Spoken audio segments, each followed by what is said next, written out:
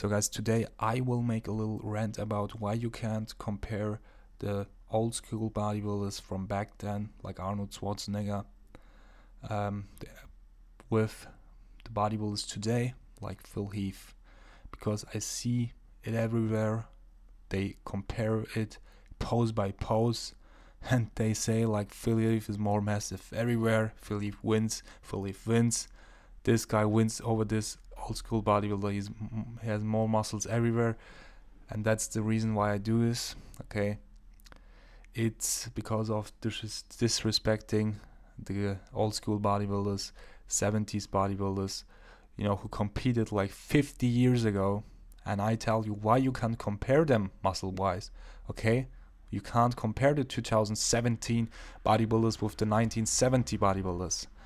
Okay, today I will talk about why you can't do it. So a lot of people say, okay, fuck it, Phil Heath has way more massive legs, he's way more massive everywhere, so they say Phil Heath is a way better bodybuilder than Arnold. The thing is, you can't compare them to muscle wise. Maybe you can say Phil or Arnold has a better structure, but you can't say that he's more massive than him, because the parameters back then were different, the measurements were different, the knowledge about food and training, and fuck that, okay, those two things, I don't even consider them. But sports enhancement drugs were fucking different. The dosages changed, the variety of steroids changed, a lot of more things than steroids got included in today's bodybuilding. So how you can compare them to? Okay? In some poses, Arnold doesn't even look bad compared to Phil Heath. And I don't know, you know, what do you think Arnold took compared to what Phil Heath taken? And I don't say Phil Heath takes too much or something. The thing is, if Arnold would compete in the 70s, okay, he would look different, okay?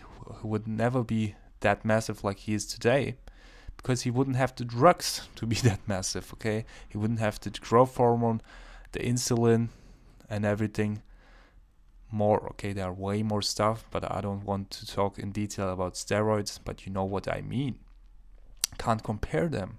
If Arnold will compete today, you know, imagine how he would look. In the 70s he looked like that. Imagine how he would look today if he would compete today, okay? And if he would be young in the 2010s, okay, right now, with 30 years of age, how he will look like. Do you think he would look like that? No, hell no. He would be a fucking massive guy, okay, who would also compete at the Mr. Olympia, because people say Arnold couldn't even compete today at a regional, okay, show, at a local show. What are you comparing? What do you compare? What's your parameters? That's not even comparable, guys, okay? Can't do that, especially in bodybuilding. What did Arnold have for drugs? What does Phil Heath has, okay?